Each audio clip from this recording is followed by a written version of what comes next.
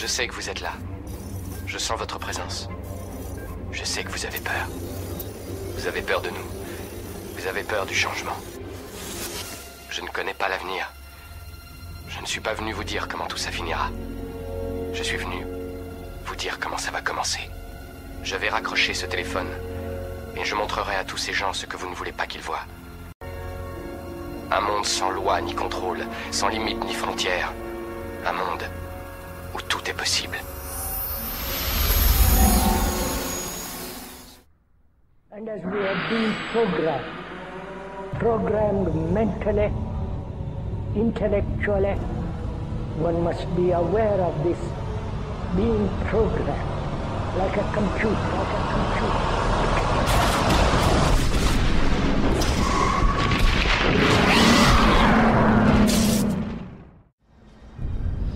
Écoute bien. L'univers dans lequel tu viens de pénétrer est un monde que très peu de gens connaissent. Tu n'as vu qu'un petit aperçu de cette vie obscure. Ce dans quoi nous sommes pris ici est une guerre virtuelle. Il ne s'agit pas de balles ou de bombes, de frontières ou de territoires. Le nerf de cette guerre est l'information.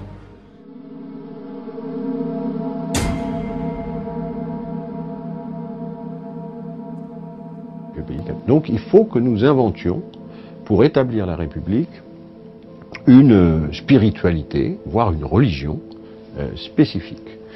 Ça germe donc dans les milieux républicains, beaucoup dans les milieux francs-maçons, sous le Second Empire. Se constitue d'ailleurs, par exemple, une alliance religieuse universelle, dans laquelle on va trouver à la fois des catholiques libéraux, des protestants libéraux, des juifs libéraux, puisque toutes les religions sont un peu, enfin les dogmatismes sont en crise, mais en même temps des athées, des matérialistes, etc., portant un projet de religion universelle, de religion éclairée. Bon. Et donc en fait, ceux qui vont construire en grande partie, en tout cas l'école de la République, mais jouer un rôle déterminant dans la République, c'est le cas de Ferdinand Buisson, sont des gens qui sont venus à la République d'abord avec, en étant des croyants, mais deuxièmement avec un projet spirituel, c'est-à-dire que la République, pour s'établir, a besoin de former sa propre religion.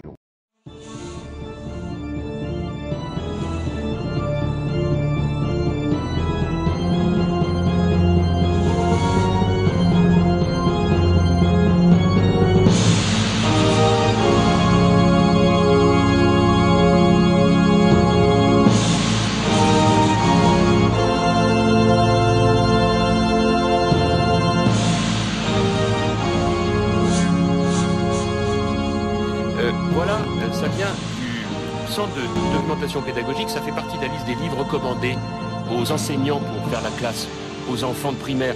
Alors, je vous le recommande. Lisez-nous le titre pour la radio. Tous à poil.